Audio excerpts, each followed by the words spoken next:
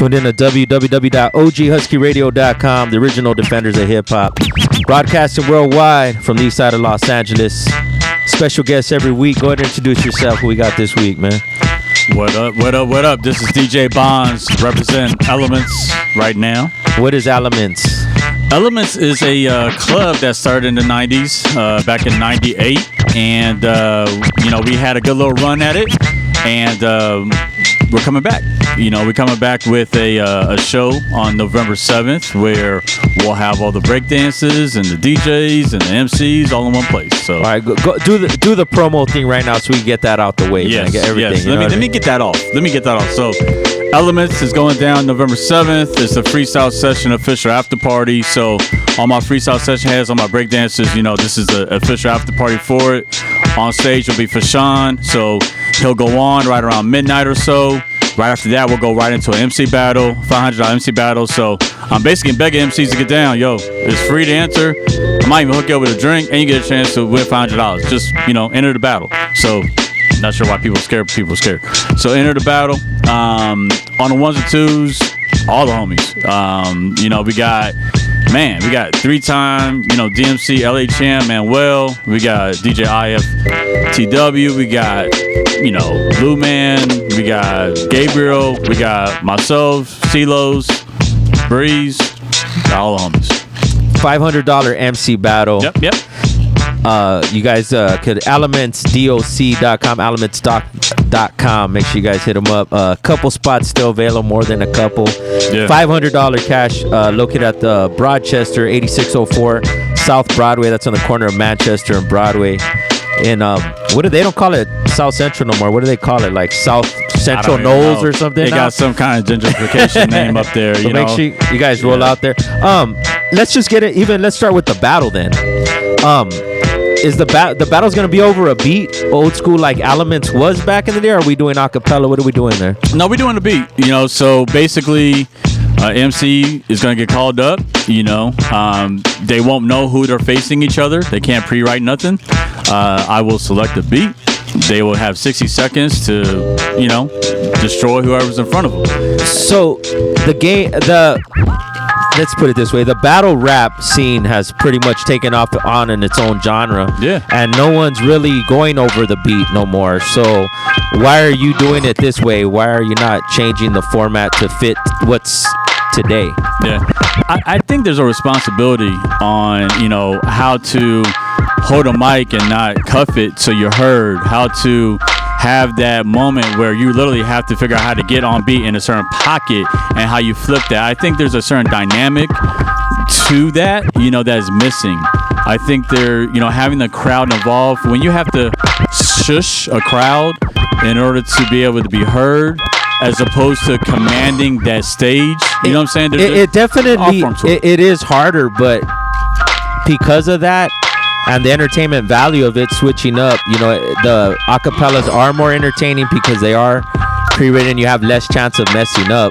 So what do you have to say about that? Me telling you that, like, entertainment value is more if it's acapella. As far as and then not everyone, you said yourself, not everyone could adjust to the crowd or to the beat. Right. Well, we're gonna make grown-ups happen. We're gonna make MCs. We're gonna and again, that's more of a I guess a teacher kind of vibe on me right now, and taking that ownership. You know what I'm saying? To where I think some MCs honestly could do both. Not everyone can. So the MCs that are signing up, they're saying they could do it. You know what I'm saying? So, and for those, because those might not know, man, is the DJ picks the beat. Like it's not you know what I mean? You have your beat, you know what I mean? Nope. A couple of months before and all that. No, you don't know who you're battling. It is it's an art form. Of the like the movie Art of Freestyle. It's the art of freestyle. Off top of the head, you see someone, you got a beat, and you're gonna rock it. Who was the first artist to perform at Elements? Actually, it was 3 people, but the headliner was the Soul Brothers. Who are the Soul Brothers? The Soul Brothers are actually they're dancers. So there was a artist by the name of Def Jeff. back in the day. And for those who know who Def Jeff is, Google him or go to YouTube. Def Jeff. I hope if you're listening to this, you know who Def Jeff is. Yeah, so if not, I've not done my job. But go ahead. Yeah. So Def Jeff had these dancers, man, that literally when I used to dance, I tried to mimic the Soul Brothers. They were very influential here on the West Coast in the dance scene, and so somehow I started DJing for them. I'm not exactly sure how that all happened, to be quite honest with you. But when my son was born in '98, I just really started hustling. I was DJing for everybody and their mama. So, I started DJing for the Soul Brothers. Wait, weren't you Mystics? I'm Mystics DJ too. Yeah. Damn, I forgot about that. Yeah. So that was 2001, and that's some of the little bit of why Elements went a different way. But break that down. No, you can't just. What do you mean? Yeah, you gotta speak on that. Yeah. For those who know who Planet Asia is, I'm sure y'all know who Planet Asia is. His manager was a brother by the name of Walt 427, and Walt started managing Mystic. Me and Walt knew each other. We're not talking mystical, right? We're not. Let her know. Yeah. Mystic is a rapper and a singer. She had a very popular single, back in 2001 called "The Life." The remix had Quali and Cam on it. She had a really successful album. Grammy nominated, all that. Whatever that jazz means. But she reached out, or actually Walt reached out to me in March of 2001. We had a meeting. We gravitated to each other, and I started DJing for her, and I didn't think nothing of it because I DJed for many artists. They didn't do much. You know what I'm saying? Yeah. Like little shows here and there around town. Yeah. But with her, literally, I was gone from March until December of 01. So how did that change Elements? Well, Elements ended in November of 01. Why? It ended for the really lack of support from LA. In what way or how? In what way? Basically, we were kind of spoiled. The time the Elements happened, we had the first Dilated Peoples album, or first Quali album, or the first J5 album, or Planet Asia on the rise, or we were just kind of lucky to have these artists either come through for free or very low, and as these artists started to get their natural height and buzz, and rightfully so, most of all kinds of people. They couldn't just be free no more. You know what I'm saying? Yeah. They couldn't just roll through like they used to no more. You know what I'm saying? So it felt like people only came by when we had a big artist, as opposed to just being there for $100 MC battle and Soul Brothers maybe performing. You know what I mean? Yeah. Like the core of it was just 4 turntables set up. You would come here, some dope DJs. You would see some dope break dancers. You would have an MC cypher in the back, patio. It was quote-unquote smoker patio? Yeah, 420 friendly on the smoker patio. And at the end of the night, you had a very entertaining battle. And you might see someone dope perform, maybe. You know what I'm saying? So that was the format, and people weren't just coming for that anymore. They will only come if I had some kind of special Souls of Mischief Families party there, or something like that. And it was a small club. It wasn't like it was like 1,000 people I could fit in there. The Gaba, right? The Gaba. The Gaba. Yeah. Gaba. Oh, my bad. No, it's all good. East side we call it Gaba, but whatever. Gaba, you know what I'm saying? We're still there, shit. Yeah. So then but you did mention. I just want to clarify. You said that DJing for Mystic changed it. What how did that affect it? Well, it affected in the sense that I was on the road so much. I was like managing the club from a cell phone. I wasn't actually there. You know what I'm saying? So, and the fact that some weeks we were making money, some weeks we weren't making money, but consistently seeing that unless I had someone dope. That they weren't going to come through. Not necessarily not dope, but a bigger name. Let's clarify that. A bigger name. Okay. A bigger name. Yeah, I had to have some kind of gimmick, if you will. Yeah. For heads weren't just showing up for hip hop. You know what I'm saying? Yeah. And for those that, much love, but when I opened up the door, I automatically was $700 in the hole. I had to pay CeeLos. I had to pay the venue. You actually paid DJs. Wow, go figure. DJs.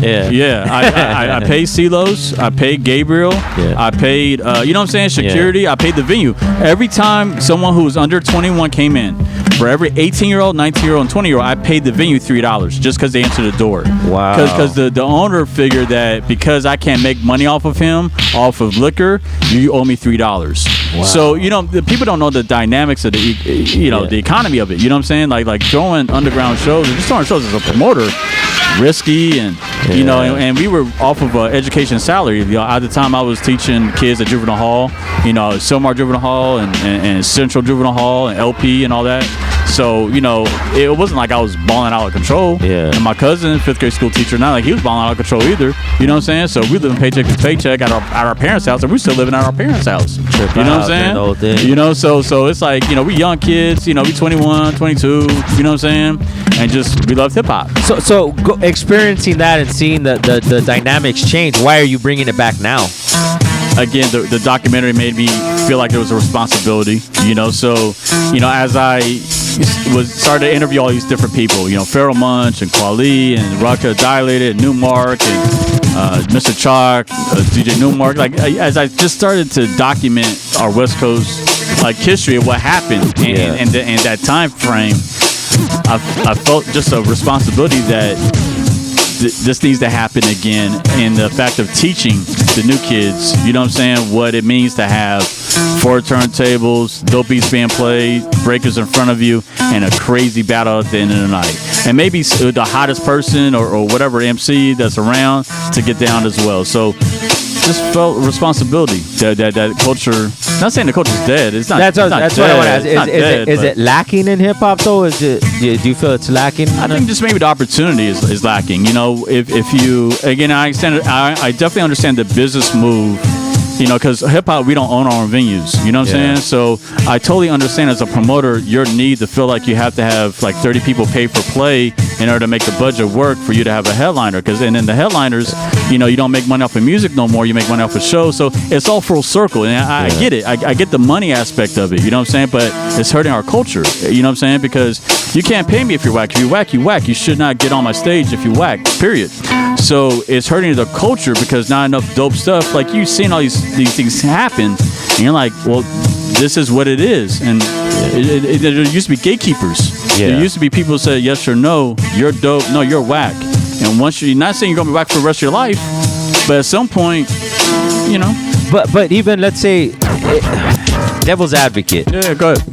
With the being whack though, is it because it's new? It's not. I mean, the biggest conflict I see in hip hop is the boom bap classic to what's now. Like, no one's really pushing anyone new. Like, oh, that's not real hip hop. That's not, you know what I mean? And it goes back to that boom bap era, golden era, let's call it. Right. So, are you open to bringing up the next cat, maybe doing something different? And that's why my artist is Fashawn. So now, if Fashawn performed in '99, I would have done his release party. You know what I'm saying? So he is keeping what, you know, is somewhat of our culture alive to me. You know what I'm saying? Signed to Nas' label. You know, got evidence on beats. He's a dope cat. You know what I'm saying? So then I got. So I am bridging the gap there. What other artists right now do you see in that format? Newer artists. I would do an Action Bronson show. Okay. How about LA though? Like LA, West Coast, or let's say LA, Orange County, San Diego area. Right now, I don't know. You know, I'll be straight up. Like, I don't know if a new cat, you know, and now my Facebook message is gonna start blowing up. All these SoundCloud links about to hit my messenger right now. Like, I got that heat for you. Go ahead and put it. What is it? What is it? So they could put it up with it. Yeah, so DJ Bonds, DJ BONDS, DJ Bonds 007. But I'm saying you're open to that though. Oh, definitely. How do you feel about trap music? It's cool. Like, if I was 18 years old, I'll be all over that. But not as an 18-year-old, as right now. How do you feel? Like, I mean, that's why. Like, I don't want to like push it to like, oh, if I was 18, I mean, if I was in public school right now with 90%, like, nah. Like, how do you feel about it? Like, do you like it or not? You know what I mean? I don't fuck with it. Okay. No, I appreciate your honesty. I don't fuck with it. I fuck with it in the fact of like some of the beats are, man, they're fucking dope as hell. You know what I'm saying? Like I can see like Sonic. I'm like, man, I would love to play this and have someone battle over this beat or some shit. You know what I'm saying? But the styles are not enough for the storytelling, or kind of like what I grew up to. There's not enough of it there. You know what I'm saying? As far as that's concerned. Content or lyric delivery, or all everything. Lyric delivery, and again, maybe someone yo man, I'm talking about my mom passing right here, and this is that story. Like give me something. Like if this there, and it could be me. Maybe I'm not digging enough. I'll put the ownership on me. Maybe I'm not digging. You know what I'm saying? Digital digging or whatever it is. Maybe I'm not doing my part, but it's not like it's I just don't feel like it's out there. You know what I'm saying? Then as a DJ, do you find yourself playing? Man, I don't mean to like fucking. It's us. What a world against bonds and shit. But like, as a DJ, do you find yourself then just playing Golden Era when you play then, or? And that's just what I like. But when I do other stuff, so I'll do an R&B party called Soul Food, and and I'll play newer stuff, and I'll play the top 40 or whatever. You know what I'm saying? So I'll play it all. You know what I'm saying? But when it's time to play something I want to like in the car, you know what I'm saying? It's usually just listening to stuff I grew up to, or I'll buy a Kendrick album and listen to it for a month to see what I feel about it. You know what I'm saying? And I'll like 5 songs from it, and What about that? What about the Dre, the last with the Compton? I still haven't bought it yet. No. So I haven't bought Dre. I haven't bought Game. I bought J. Cole's. How about J. Cole? How you feeling about J. Cole? I like it. You know what I mean? I met him, real humble dude. Just real humble dude. And there's something about that. Once you really gravitate, have a real conversation with someone, and they're down to earth and but knowing that he made all his beats, and knowing that he, what I'm saying, just the whole thing of it, like, it's dope. We're not your traditional interviews, as you can see. You know what I mean? But with that, I definitely do want to so the people that don't know, look this cat up. This guy actually did a lot for Los Angeles hip hop. You know what I mean? As someone who would go to his shows, and I'm plenty of people did. You know what I mean? But I just because they might listen to the interview you know what I mean? I want to clarify that. You know what I mean? This dude did a lot, and a lot of sacrifice. I mean, hopefully that documentary will show the real, you know what I mean? Because how do you feel for the love of hip hop? Is that shit what's your stance on it? Because we have our own here. You know what I mean? Yeah. I mean, it's almost like it's not a job. It's just what you do. You know what I'm saying? I started DJing in 1989, so it's just it's just what you do. You throw a party and everyone dances, and you know what I'm saying? It's kind of like how you're raised or you're brought up. You know what I'm saying? So for the love of hip hop, it's crazy because we all can't. As a family man, when I was on tour for so long, it was really difficult for me to over the phone tell my son how to pee in a toilet. Damn. But that's what I had to do, right? Yeah. And so it's and mad respect to all the fathers, all my friends who tour and do that. But man, it's hard to be a father, like a real father, and you doing certain conversation over a damn cell phone on a tour bus. It ain't cool. You know what I'm saying? On some man shit. So I made the decision, after a few years of touring, that I needed to do radio. So I transitioned into radio. I stopped doing the concerts and shows and stuff like that because of the risk factor. Any given moment you can lose 8 Gs or 10 Gs or 5 Gs or whatever, and just concentrated on DJing and corporate America to make sure my family was stable, to be a provider for as a father. For that. You know what I'm saying? For that. I mean, that's aspect that doesn't get any shine. You know what I mean? Especially the broke rap. If you're a broke rapper and you're rapping about that shit in 2015, I mean, really, man. I mean, don't hit me. Don't hit me with your fucking music. I'm just saying. But like I was saying, for us, we're for fuck for the love of hip hop. You know what I mean? In that sense and shit. But we still hold it down. Archive hip hop. Get people like you to come through. Yeah. Thank you for your time, man. Let them know all the info on that event going down this Saturday, man. Yeah, man. So Element Show, November 7th. We got Fashawn in the house. We got all kinds of crazy DJs, a $500 MC battle. So we'll have literally 500, maybe 700 breakdancers there.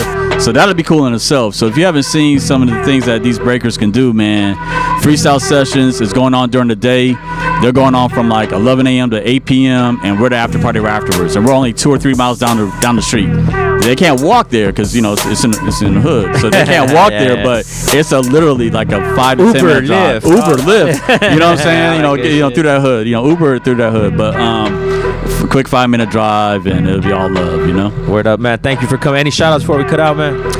Just shout out to everyone who's been supporting us since day one, who's really trying to put it out there. So if you like what you are hearing, what we're trying to do as far as bridging the gap, all ages, and still bring that culture to this newer generation, because we feel it's a responsible thing to do, then share the flyer, follow us on Elements DOC on Instagram, repost, so on and so forth. OGSQ Radio, stay posted. Elements DOC, elementsdoc.com.